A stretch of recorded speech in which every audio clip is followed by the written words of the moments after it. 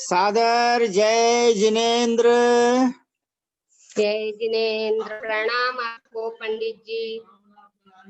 शुभ आशीर्वाद बहन जी, शुभ आशीर्वाद। जय बोलिए श्री अनंत अनंत सिद्ध परमेष्ठी भगवान की जय। जय श्री ओम नमः सिद्धेभ्य, जय श्री ओम नमः सिद्धेभ्य, जय श्री ओम नमः सिद्धेभ्य। नमो अरहंताणम, नमो सिद्धाणम, नमो आयिरियाणम, नमो उवज्जायाणम, नमो लोये सब्बसाहूणम। थे ज्ञान सागर गुरु मम प्राण प्यारे, थे पूज्य साधु गण से बुध मुख्य न्यारे। शास्त्रानुसार चलते मुझको चलाते, बंधु उन्हें विनय से सिर को झुकाते, बंधु उन्हें विनय से सिर को झुकाते, बंधु उन्हें विनय से सिर को झुकाते। वंदितो सब सिद्धे दुअम चल मनोवमं गदिम पत्ते, बोच्छामि समय पाहुड़ निर्मो सुध केवली भणिदम, निर्मो सुध केवली भणिदम। नमः समय साराय स्वानुभूत्य चकासते, चित् स्वभावाय भावाय सर्वभावान्तरच्छिदे। अनंत धर्मणस्तत्वं पश्यन्ति प्रत्यगात्मनः, अनेकांतमयी मूर्तिर्नित्यमेव प्रकाशताम्। वीतरागं जिनं नत्वा ज्ञानानन्दैक संपदम्, वक्षे समय सारस्य वृत्तिं तात्पर्य संगिकाम्। समय सारे अधिकारी को सेतु तुल्य उरधार, हो पाते हैं भव्य जन भववारिधि से पार। कितनी गोद कितनार की, कित तिर्यंच अज्ञान, आज धन्य मानुष भयो पायो जिनवर थान। समयसार जी ग्रंथराज में गाथा नंबर 218 एंड 219 दो गाथाएं 212 पेज पर परमादरणीय ब्रह्मचारी भैया जी के आज्ञानुसार, आदेशानुसार ये दो गाथाएं आज अपन लेंगे। छिज्जदुवा भिज्जदुवा निज्जदुवा अहव जादू विप्पलयं, जम्मा तम्मा गच्छदु तहाविण परिगहो मज्जं। एदम्मी रदो नित्यं संतुष्टो होई नित्यमे दम्मी, एदेन होई तित्तो तो हो हदि उत्तमं सोखम।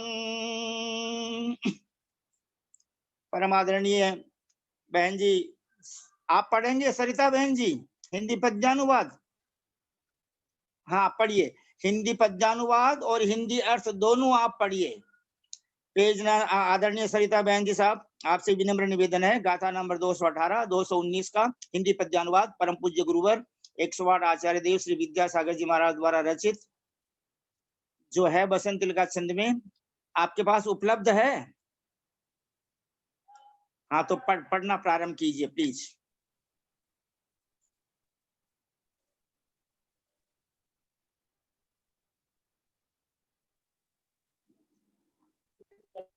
आपकी आवाज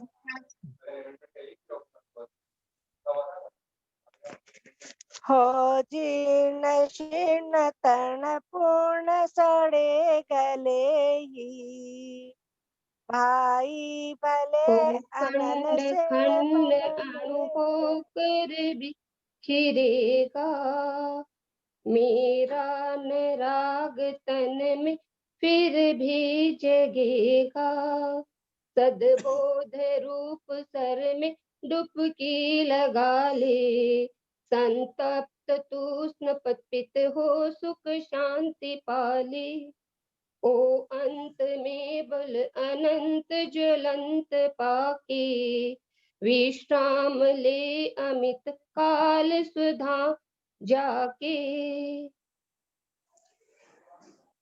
बहुत अर्थ सुंदर। पढ़ना है पंडित जी। हाँ जी, दोनों गाथाओं का अर्थ पढ़िए प्लीज। यह शरीर आदि पर द्रव्य भले ही छिद जाओ, भिद जाओ, अथवा कोई इसे ले जाओ, अथवा नष्ट हो जाओ, जिस किसी दशा को भी प्राप्त हो जाओ, तो भी ये मेरा परिग्रह नहीं है, यह निश्चित है। इस प्रकार विचार कर ज्ञानी तो अपने स्वस्थ स्वभाव में रहता है। टीका भी पढ़ना है क्या पंडित जी? जी नहीं, गाथा नंबर 219 का हिंदी में अर्थ नीचे। हे आत्मन, यदि तुम सुख चाहता है तो उसी आत्म अनुभव रूप ज्ञान में तलीन होकर रह, उसी में सदा के लिए संतोष धारण कर और उसी के द्वारा तृप्त हो, सब इच्छाओं को छोड़, तभी सदा बना रहने वाला उत्तम सुख प्राप्त होगा।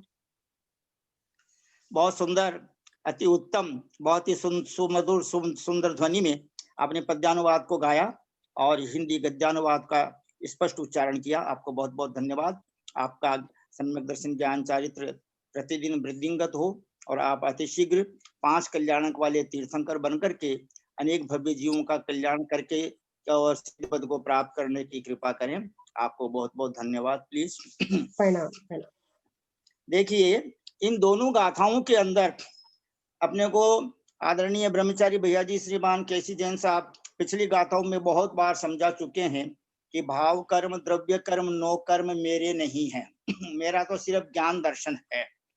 तो भाव कर्म तो मोह राग द्वेष हो गए, जो कि मोहनीय कर्म का ही भेद है सारा, और द्रव्य कर्म हो गए ज्ञानावरणादिक, बाकी सारे 8 कर्म आ गए, उसमें मोहनीय कर्म भी आ गया द्रव्य कर्म, और उनसे जो नो कर्म प्राप्त होता है द्रव्य कर्म के उदय से गति शरीर इंद्रियां ये सब, तो शरीर मिला, मनुष्य गति में औदारिक शरीर मिला। दिगंबर जैन मुनि दीक्षा ले ली और मुनि दीक्षा लेने के बाद में उपसर्ग हो गया मान लो, क्योंकि उपसर्ग अंतर्कृत केवली और उपसर्ग केवली ये होते हैं। प्रत्येक तीर्थंकर के तीर्थ में 10-10 मुनिराज, जैसे युधिष्ठिर, भीम, अर्जुन, नकुल, सहदेव, गजकुमार, सुकौशल मुनिराज, सुकुमाल मुनिराज और संजयंत मुनिराज, बहुत सारे मुनिराज ऐसे हुए हैं। और तो वो जो है शरीर में कुछ भी हो जाए, ये तो चतुर्थ काल की बात हुई जब वज्रवृष महाराज सैनन था। पंचम काल में भी आप देख लो, चारी चक्रवर्ती आचार्य शांति सागर महाराज ने कितनी कठोर तपस्या की। आचार्य गुरुवर विद्यासागर महाराज, तपस्वी सम्राट आचार्य सनमति सागर महाराज, जिनका 24 दिसंबर के दिन समाधि दिवस आने वाला है, 10 वर्ष हो जाएंगे। और तपस्या करने में देखो परम पूज्य अंतर्मना तपस्वी सम्राट श्री प्रसन्न सागर महाराज 66 दिन का उपवास कर लेते हैं। तो जिनको आत्मज्ञान प्राप्त हो जाता है, वे शरीर का कुछ भी हो जाए। 1976 में आचार्य गुरुदेव विद्यासागर महाराज कटनी में इतने अधिक बीमार हो गए थे तो जगन मोहन लाल जी शास्त्री जी से बोले कि भाई हम तो अब संलेखना करेंगे, समाधि करेंगे। तो जगन मोहन लाल जी साहब ने कहा आपका हम उपचार करेंगे, आपकी अभी उम्र नहीं है समाधि की और आपके द्वारा बहुत धर्म प्रभावना होगी। तो इस प्रकार ये गाथाएं, दोनों गाथाएं, इनका विशेष भावार्थ अपने को भैया जी साहब समझाएंगे। मैं 8 दिन तक जो है 3 तारीख से लेकर 10 तारीख तक इसलिए अनुपस्थित रहा, सोचा कि इस वीक में दोनों आंखों में मोतियाबिंद है तो एक का ऑपरेशन करा लेते हैं, लेकिन नहीं हो पाया अभी। तो कल वापस भैया जी की आज्ञा प्राप्त हुई कि आप जो है सिर्फ बैठो और गाथा गाथा पढ़ देना, बड़े अक्षरों में, छोटे अक्षर जो है पढ़ेंगे बाकी लोग। तो इसलिए मैं सभी भाई बहनों से क्षमा चाहता हूँ और आदरणीय सोनू बहन जी को बहुत बहुत धन्यवाद देता हूँ कि यह 7वां महीना है। 1 जून से क्लास चली थी और 1 दिसंबर का आ गया, तो आज 6 महीने और 11 दिन हो गए। और कल तीर्थंकर शासन एवं महावीर प्रभु शासन स्वामी का तप कल्याणक दिवस था। उनके भूतपूर्व के भवों को देखो, वो त्रिपृष्ठ नारायण बन गए, अर्ध चक्रवर्ती बन गए, कब? श्यांसनाथ भगवान के समय में। बाद में प्रिय मित्र चक्रवर्ती भी बन गए, और बाद में 16वें तीर्थंकर में इंद्र बन गए, और बाद में आकर के तीर्थंकर महावीर प्रभु बन गए। इस प्रकार हम सभी भी पुरुषार्थी बने रहें और अपने को अतिशीघ्र सिद्धत्व की प्राप्ति हो। सभी भाई बहन विनय पूर्वक आदर के साथ में हाथ जोड़ने की कृपा करें, सिर झुकाने की कृपा करें। हम सभी मिलकर के, देखो हम केसी जैन साहब के इसलिए फैन हैं, हमारी विशेष श्रद्धा उनमें इसलिए है, जैसे महावीर प्रसाद जी लुवाड़िया साहब बता रहे थे कि आचार्य गुरुवर विद्यासागर महाराज ने पूछा कि कैलाश जी कैसे हैं, कैलाश जी को मेरा शुभ आशीर्वाद देना। यानी गुरुदेव आचार्य विद्यासागर महाराज के हृदय में जिन श्रावक श्राविकाओं के प्रति अगर थोड़ा भी बहुमान है तो इसका मतलब वे बहुत गुणों के धारी हैं, और वो डायरेक्ट भाव सुध को हमको समझा देते हैं। ऐसे आदरणीय ब्रह्मचारी भैया जी साहब, श्रीमान केसी जैन साहब के श्री चरणारविंदु में हम सब सादर चरण स्पर्श करके, सादर पामाढोक, सादर प्रणाम, सादर वंदना निवेदन करके उनसे विनम्र प्रार्थना करते हैं कि इन अपने हमारे शरीर में तो थोड़ा भी कुछ हो जाता है तो हमारा ध्यान उधर चला जाता है। इन दोनों गाथाओं के अंदर जो भावार्थ है उसको आप हमको विशेष समझाने की कृपा करें। आदरणीय भैया जी साहब, केसी जैन साहब, सादर वंदना प्लीज।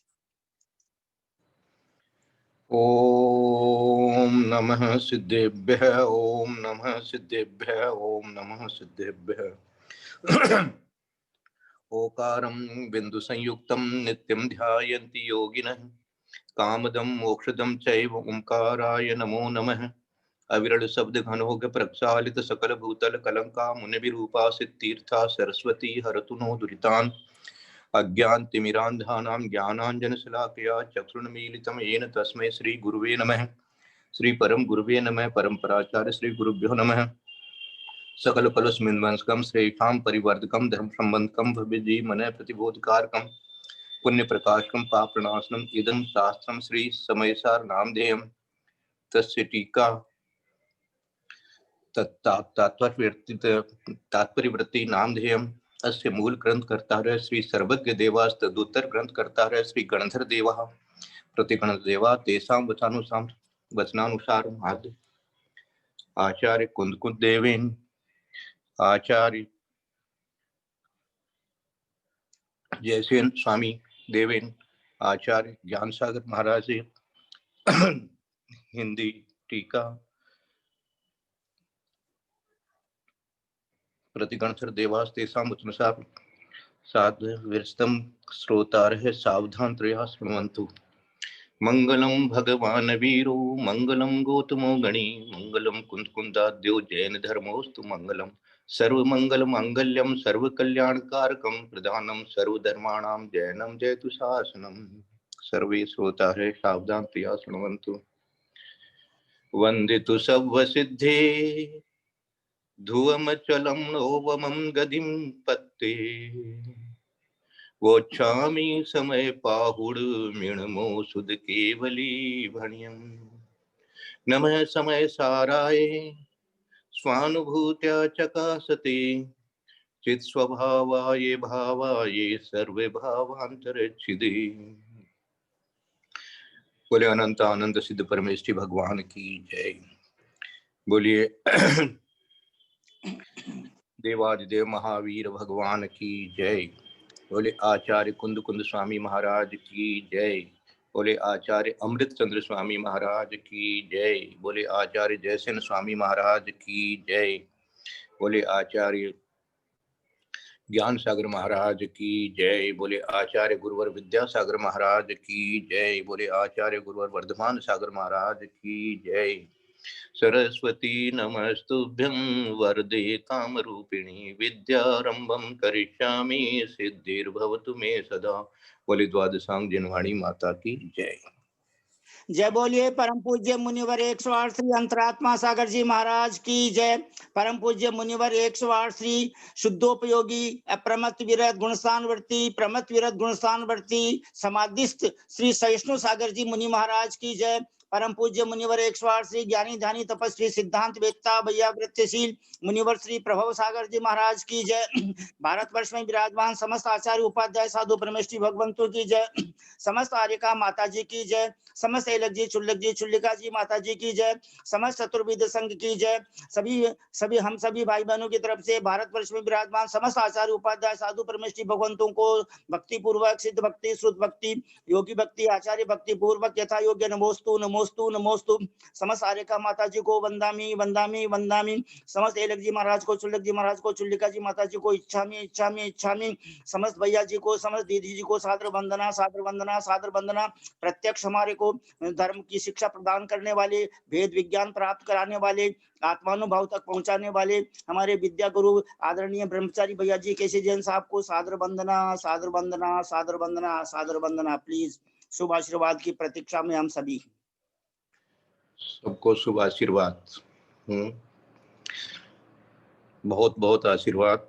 पंडित जी को स्पेशल आशीर्वाद कि कल मैंने उनको निवेदन किया और उन्होंने तुरंत कह दिया कि ठीक है मैं कल से ज्वाइन करूंगा। बहुत बहुत आशीर्वाद है और सबके लिए धर्म वृद्धि और दर्शन विशुद्धि। कल अपन ने विचार किया था 217 नंबर की गाथा के माध्यम से। यद्यपि ये गाथाएं जो हैं वो जो अमृतचंद्र स्वामी की टीका है उसमें ये गाथाएं नहीं है, लेकिन यहाँ जो टीकाएं हैं ये जो जयसेन स्वामी महाराज की इसमें ये गाथाएं हैं। इसमें कल अपन ने समझ लिया कि भाई शरीर भी मेरा परिग्रह नहीं है और मेरी आत्मा ही मेरा परिग्रह है, ये भी कह दिया था। अर्थात यदि कोई परिग्रह नाम की कोई चीज है दुनिया में, डिक्शनरी में कोई शब्द है, तो वो मेरी आत्मा के लिए ही है, बस इसके अलावा और किसी के लिए वो नहीं है शब्द। वो शब्द जो है मेरे लिए है ही नहीं, परिग्रह शब्द ही नहीं है मेरे लिए। तो हाँ है ना। कल ऐसे ही बात कर रहे थे कि भाई कि नाराज हैं क्या। हमने कहा नाराज शब्द तो हम लोगों की डिक्शनरी में ही नहीं है। जो आचार्य गुरुवर विद्यासागर महाराज के शिष्य हैं उनके यहाँ नाराज शब्द तो हम लोग डिक्शनरी से ही आउट कर देते हैं पहले ही, तो कहीं है ही नहीं, वो तो नाम निशान ही नहीं है उसका। तो यहाँ गुरुदेव कह रहे हैं कि परिग्रह तो है ही नहीं। अब परिग्रह ही जब नहीं है, शरीर भी परिग्रह नहीं है, बाकी बाहर की चीजों की तो बात छोड़ ही दीजिए, वो तो है ही नहीं है। पर है परिजन लोय, वो तो हो ही गया, जहां देह अपनी नहीं। अब यहाँ 218 गाथा बनी है, उसमें अब आपको उस शरीर परिग्रह नहीं है इसकी परीक्षा हो रही है। एक कहने के लिए तो कह दिया, सोचने के लिए सोच लिया, बोलने के लिए बोल दिया, जान लिया, ज्ञान में भी जान लिया है, लेकिन अब यहाँ परीक्षा हो रही है। पढ़ाई तो बहुत हो गई, अब एग्जाम तो देना पड़ेगा। तो यहाँ कह रहे हैं कि छिज्जदु व भिज्जदु व निज्जदु व अहव जादु विपल्लयम जम्हा तम्हा गच्छदु तहावी न परिग्रहो मध्यम। अब ये स्थिति भी हो जाए तब भी मेरे को यही बात रहेगी कि ये परिग्रह नहीं है। जैसे कभी कोई किसी की वस्तु चोरी हो जाती है तो जो ज्ञानी लोग होते हैं वो कहते देखो भाई वो हमारी नहीं थी इसलिए चली गई, जिसको जरूरत है उसको मिल गई, इसमें हम शोक क्यों करें, इसमें हम दुख क्यों करें, और वो हमारी होगी तो वापस आ जाएगी। हम परिश्रम कर रहे हैं, परिश्रम और पुरुषार्थ करने की कोई कमी नहीं बताई है, लेकिन हम उसका विकल्प करके ऐसा नहीं करेंगे कि उसी के बिना हमारा तो अब जीवन ही बेकार हो गया, ऐसा नहीं सोच लेंगे। ये उदाहरण दिया मैंने। इसी तरह से यहां पर विचार हो रहा है ना, जब वस्तु पर आई है दूसरी है तो वो दूसरे की थी इसलिए चली गई, उसके काम की थी, उसको जरूरत ज्यादा थी हमसे भी, इसलिए उसने उसको ले ली। अब अच्छा ही है, तो मेरे पास मेरा परिग्रह या तो कम हुआ और या वो मेरी नहीं थी, मैंने फालतू में ही उसको अपनी मान रखी थी, इसलिए जिसने लिया उसको ले लेने दीजिए। तो या तो उसका विकल्प ही नहीं करना, और या यदि परिश्रम कर रहे हैं तो सोच लो कि भाई यदि हमारी होगी, योग होगा तो आ जाएगी, नहीं तो नहीं आएगी। ऐसा कर लेते हैं विचार। जो ज्ञानी लोग होते हैं, जो थोड़े से भी स्वाध्यायी होते हैं, विचार करने वाले होते हैं, चिंतक होते हैं। तो यहाँ उससे भी थोड़ी ऊंची बात आ गई। अब अंदर की बात आ गई। छिज्जती, छिद जाए, भिद जाए, भिज्जदी, अथवा कोई इसे ले जावे, निज्जदू, अथवा नष्ट हो जावे, आहु, और विपल्लयम, किसी भी प्रकार का कुछ भी इसके अंदर में नुकसान हो जाए, विपल्लव हो जाए, इसका क्या बोलते हैं उसको, बिगाड़ हो जाए, तो भी जम्हा तम्हा गच्छतु, कैसे भी हो जाए, तहावी, तो भी ये निश्चित है, तहावी न परिग्रहो मध्यम, ये परिग्रह तो मेरा है ही नहीं।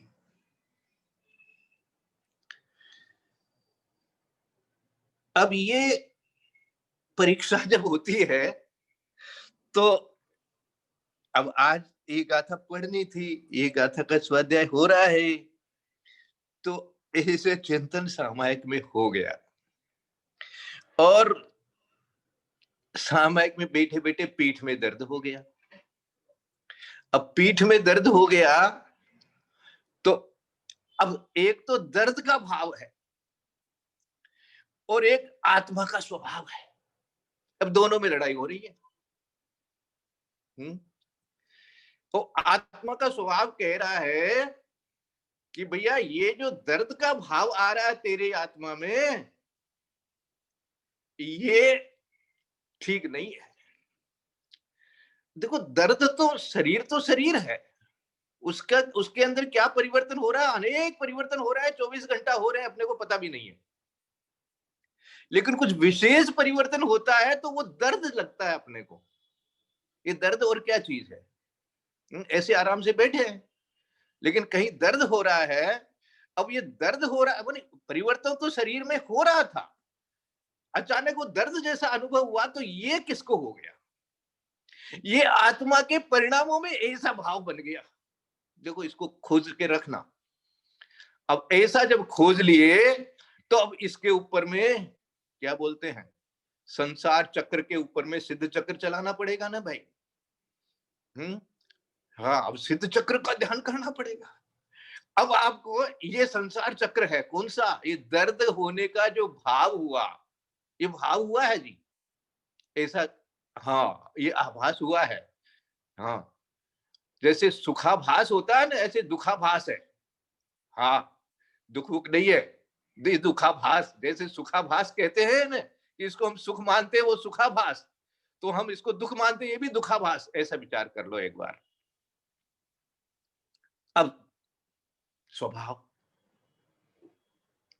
तो ज्ञान कर लिया मैंने, इसमें क्या बात है, ठीक है, ऐसा हो रहा है, अब मैं तो बैठा रहूंगा। अब मैं बैठा रहूंगा वाला, बैठा रहूंगा वाला, बैठा रहूंगा वाला, वो कौन है? वो मैं हूं, जो ये निश्चय करके बैठा है कि मैं तो ऐसा हूं। दर्द वाला भाव मैं नहीं हूं, मैं तो शुद्ध आत्म द्रव्य वाला भाव हूं।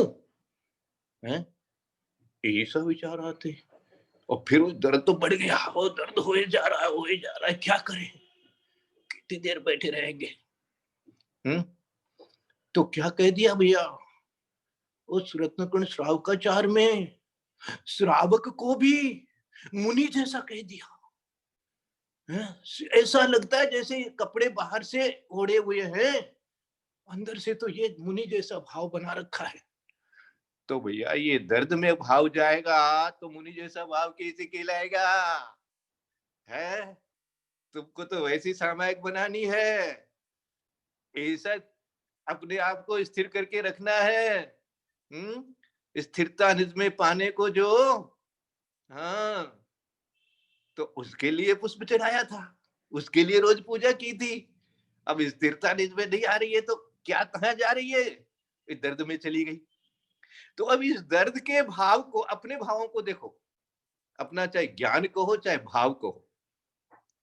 अपने इस भाव को या इस प्रकार के ज्ञान को कि मुझे दर्द हो रहा है, अपने उस ज्ञान से दूर करो कि मैं तो शांत निराकुल चेतन हूं, मैं शांत निराकुल चेतन हूं, मैं शांत निराकुल चेतन हूं, मैं ज्ञान स्वभावी आत्मा हूं, शुद्धो हम बुद्धो हम निरंजनो हम आदि इस प्रकार का ध्यान ला करके। अभी विकल्प ही है भैया, निर्विकल्प नहीं कोई है, वो याद रखना। हाँ, लेकिन वो जो विकल्प था कि दर्द हो रहा है, उसकी जगह ये विकल्प चल गया और धीरे से चल गया, ज्यादा वो नहीं किया है, बस शांत शांत भी रहना है। इस प्रकार से ये जो छिज्जदी भिज्जदी वा निज्जदू वा अह जादू या विपल्लयम जम्हा तम्हा गच्छदू तहावी न परिग्रहो भजन। और परिग्रह नहीं है, इसलिए परिग्रह नहीं है इसलिए वो ऐसा होते हुए भी मैं तो वैसा का वैसा बना हुआ हूं ना, मैं आत्मा तो आत्म रूप से ही बना हुआ हूं ना, आत्म स्वरूप हम। वो सिद्धि हो गया, बिज्जती हो गया, दर्द हो गया, ये हो गया, वैसे हो गया, फिर भी मैं तो मैं ही रह गया ना, तो इसलिए वो मेरा परिग्रह कैसे हो सकता है। पहले वाली गाथा में अपन पढ़ चुके हैं कि यदि ऐसा हो जाए, वो मेरा परिग्रह हो जाए, तो मैं अजीब हो जाऊंगा, क्योंकि वो तो अजीब है। और यदि वैसा मैं हो जाऊंगा तो मैं तो अजीब हो जाऊंगा, तो मुझे अजीब थोड़ी हूं, मैं तो जीव हूं। मानी मेरे जीवत्व को मैं अनुभव कर रहा हूं, मैं अजीवत्व को अनुभव नहीं करूंगा। जीवत्व को अनुभव करना ये कला है और यही तरीका है भैया, इसी से निर्जरा होती है, यही शांति है, यही सुख है, यही जो है मोक्ष मार्ग है। हाँ, और यदि आप ऐसे कह दोगे कि पुण्य का ये पुण्य कार्य भी यही है, ऐसा विचार कर लेना, सच्चा पुण्य तो इसी से पैदा होता है, बाकी सब पुण्य कार्य तो जो है वो है अपनी जगह है। लेकिन असली जो पुण्य परंपरा से मोक्ष कराने वाला है वो ये है। इसलिए किसी को पुण्य भी चाहिए, यद्यपि पुण्य जो है वो है आगे की भूमिका में यही बता दिया गया है, लेकिन वो भी यदि कोई उपादेय किसी प्रकार से माना गया है जिस अपेक्षा से, तो वो इतना ही है, बस ऐसे प्राप्त होता है, वो तो हो जाता है। इसलिए हमको कोई उसकी वांछा है ही नहीं, क्योंकि कर्म चल रहे हैं, स्थिरता आ रही है, ऐसा क्षयोपशम बन जाता है, ऐसा अपने आप ही वो ज्ञान का ऐसा ही क्षयोपशम बन जाता है। क्षयोपशम बनने का ही अर्थ ये है कि जो कर्म आए वो बस हाँ उदय में आकर के चल दिए। ये सब अपन पहले पढ़ चुके हैं कि वो तो निर्जरा को प्राप्त हो गए हैं, उससे मुझे क्या लेना देना। हो जीर्ण शीर्ण तन पूर्ण सड़े गले ही, भाई भले अनल से पल में जले ही, जल भी जाए जादू हो, खंड खंड अणु हो कर भी खिरेगा, मेरा अनुराग तन में फिर भी जगेगा। देखो भाई, पंच परावर्तन को बार बार याद दिलाते हैं पंडित जी साहब, बहुत बड़ा उपकार है आपका और ललिता दीदी का। ये पंच परावर्तन जब पढ़ा, सीखा, जाना, विश्वास किया, तो भैया तिल तिल करे देह को खंड, और फिर भी यहाँ बैठा हुआ है अखंड।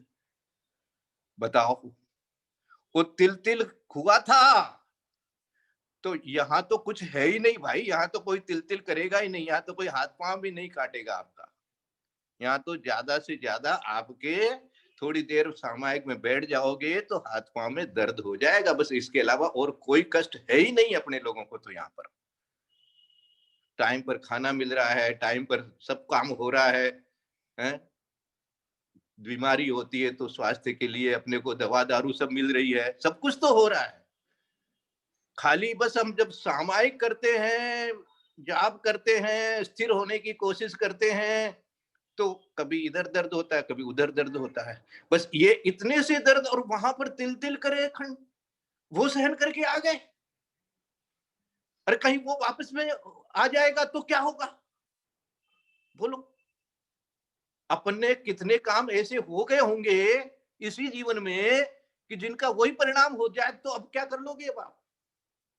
तो इसलिए भैया यहाँ तो कम से कम जो ऐसा जो बुद्धि मिली है, ऐसा जो स्वाध्याय मिला है, ऐसा जो अपने अंदर में विश्वास जगा है, तो उसको दृढ़ करो। हाँ, सम्यक वर्धनी, वर्धन करो उस सम्यक का, ऐसे बनाओ अपने आप को। नहीं, वो यही सच्चा है, ये चाहे मैं अखंड हूं, मेरा कुछ नहीं बिगड़ने वाला है। तो ओ जीर्ण शीर्ण तन पूर्ण सड़े गले ही, भाई भले अनल से पल में जले ही। आग में भी जल जाए। ओ खंड खंड अणु। अभी घटना हुई थी वहां नैनागिरी जी में, एक माता जी सामायिक कर रही थी, वो बाहर में कोई सिगड़ी उगड़ी रखी हुई थी, तो उससे चटाई में पकड़ लिया और बस हो गया, समाधि हो गई। तो कैसे हो गई भाई, भाग जाते और कोई होता तो, लेकिन वो इस ज्ञान था उनको। वो खंड खंड अणु होकर भी खिरेगा, मेरा राग तन में फिर भी जगेगा। इस शरीर में जरा सा भी राग मेरा नहीं पैदा होगा, चाहे कुछ भी हो जाए। ये बहुत बड़ी परीक्षा है भैया। और अपने पास तो बहुत छोटे छोटे पेपर, मामूली सब इजी पेपर आ रहे हैं अपने को। तो अपने कोई ऐसी परीक्षा हो ही नहीं रही है अपनी, इतनी कठिन परीक्षा है ही नहीं अपनी, तो बहुत मामूली मामूली परीक्षाएं होती है। उस मामूली परीक्षा में भी हम लोग फेल हो जाएंगे तो भैया कैसे होगा बताओ। एदम ही 219, एदम ही रदोणिचम संतुष्टो हो ही नित्यमेदम ही, एदेन हो ही तित्तो तो हो हदि उत्तमम सुखम। वाह वाह वाह वाह। अब उत्तम सुख चाहिए, हैं? हाँ, लोगोत्तम। एदम ही रदो नित्यम। हे आत्मन, यदि तू सुख चाहता है, तो क्या उसी आत्मानुभव रूप ज्ञान में तल्लीन होकर रहे। ईदम ही रदो नित्यम, उसी में रचपच रहो, संतुष्ट हो, उसी में संतुष्ट रहो, उसी में सदा के लिए संतोष धारण करो और उसी के द्वारा तृप्त हो जाओ। एदेम हो ही तित्तो, तृप्त, तित्तो यानी तृप्त। हाँ,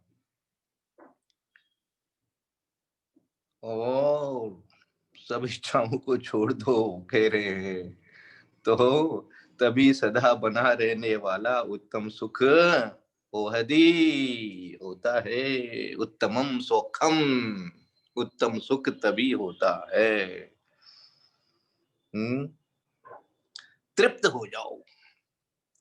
ये जो संतोष और तृप्त यदि नहीं होता है तो दुख माना जाता है, और तृप्ति होती है तो सुख माना जाता है ना।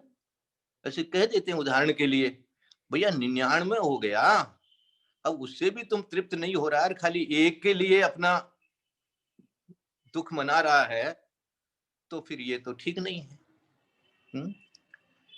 और बहुत से लोग तो देखो अपने लोक में उदाहरण देखते हैं, वो अपना, वो अभी एक ऐसे ही व्हाट्सएप आया था किसी का, वो भिखारी था, वो अपना कटोरा ही उल्टा करके दोपहर में सो जाता है। बोले कोई आएगा तो बिना मतलब मेरे को डिस्टर्ब करेगा, इसलिए मैं तो अपना कटोरा ही उल्टा रख देता हूँ, को आराम से 1 घंटा तन के सो जाता हूँ। तो ये तृप्ति कहाँ से आई? ये तृप्ति आत्मा के स्वभाव से आई है भाई। मैं उस भिखारी के लिए नहीं कह रहा हूँ, लेकिन अपने लिए तो विचार करो कि अपने लिए तो आत्मा के स्वभाव की ओर दृष्टि जाते ही अपने आप तृप्ति। अरे इतना बोले, इतना से ये मनुष्य पर्याय, इतना सुख, इतनी सब कुछ दुनिया में, कैसे कैसे लोग हैं, मैं तो बहुत लकी, बहुत भाग्यवान। धन्य घड़ी धन्य दिवस यो ही, ऐसा हूं मैं तो आज। ऐसा अपने को अनुभव करो। तो किसकी ओर दृष्टि देकर के अनुभव करो? अपने आत्मा के स्वभाव की ओर दृष्टि देकर के करो, उसमें तृप्त हो। हाँ, और सुख सुविधाओं की तृप्ति तो न होगी, और न तृप्त तुम मान भी लोगे तो उस तृप्ति की कोई कीमत है नहीं। हाँ, सुख सुविधाएं मिल गई इसलिए तुम तृप्त हो अपने आप को, तो वो तो भाई यदि चली जाएगी तो क्या होगा? और जा भी सकती है। शरीर में चाहे दिन कभी भी बीमारी आ सकती है, कभी भी कोई भी तरह का हमारा जो वैभव है उसमें भी कोई गड़बड़ी आ सकती है। तो इसलिए अपनी आत्मा में, उसमें कोई गड़बड़ी नहीं आएगी। वो चेतन राजा, वो मैं हूं, राजा मैं हूं। तो राजा को कौन हरा सकता है भाई? राजा को कोई डिस्टर्ब नहीं कर सकता, राजा तो राजा ही रहेगा। और ये तो हिंदी में जो टंकोत कीर्ण राजा हूं, अब उसमें मैं तो फिक्स हो गया। अब कोई निकाल नहीं सकता, मैं तो अपनी आत्मा में ही ढल गया। कैसे लिखा देखो, गुरुदेव ने नीचे लिख दिया, सद्बोध रूप सर में डुबकी लगा ले, संतप्त तू स्नपित हो सुख शांति पाले, ओ अंत में बल अनंत ज्वलंत पाके, विश्राम ले अमित काल स्वधाम जाके। एकदम हूबहू बता दिया। सद्बोध रूप सर में, सर मानी तालाब होता है, सद्बोध रूपी मानी सम्यक ज्ञान रूपी, सम्यक ज्ञान रूपी सर में डुबकी लगा ले, अपने ज्ञान को सही कर ले भैया। वो ज्ञान की डुबकी का मतलब यही है, अपना ज्ञान सही रखना, ये ज्ञान में डुबकी है। और संतप्त तू स्नपित हो सुख शांति पाले, स्नपित मानी स्नान होता है ना? जब अपन अभिषेक बोलते हैं तो उसमें ये स्नपित शब्द आता है।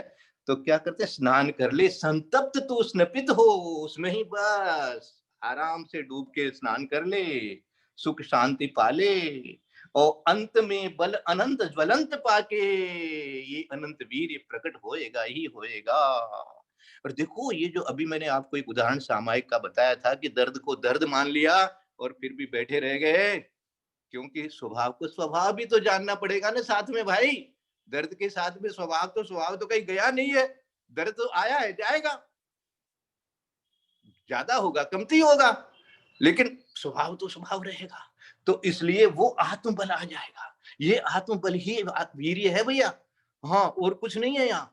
ये अनंत वीर्य ऐसे ही हो जाता है अपने आप ही, उसी में अनंत ज्ञान टिकता है। ऐसा आत्मबल जब बन जाएगा तो वो अंत में बस हो, अंत में बस अनंत ज्वलंत पाके, बल अनंत है ना, वो अंत में बल अनंत ज्वलंत पाके, विश्राम ले अमित काल स्वधाम जाके, स्वधाम माने सिद्ध अवस्था प्राप्त करके, और विश्राम ले अमित, अमित मानी नहीं मिटने वाला, विश्राम ले अमित काल हमेशा के लिए, ऐसा स्वधाम जाकर के सिद्ध शिला में सिद्ध बन करके। और यदर्थ मात्रा पदवाक्यहीनं मया प्रमादादधि किंचनोक्तं तन्मे क्षमित्वा विदधातु देवी सरस्वती केवल बोध लब्धि, बोधि समाधि परिणाम शुद्धि, स्वात्मोपलब्धि शिव सौख्य सिद्धि, चिंतामणि चिंतित वस्तु दाने त्वां वंदमानस्य ममास्तु देवी। जवाणी के ज्ञान ते सूजे लोकालोक, सोवाणी मस्तक नमो सदा दे तुम धोख। ये जनवाणी भारती तो जपू दिन रैन, जो तेरा शरणागय सो पावे सुख चैन। देव जो अनंत को गुरु से हो निर्ग्रंथ, दया धर्म पालो सदा यही मोक्ष का पंथ।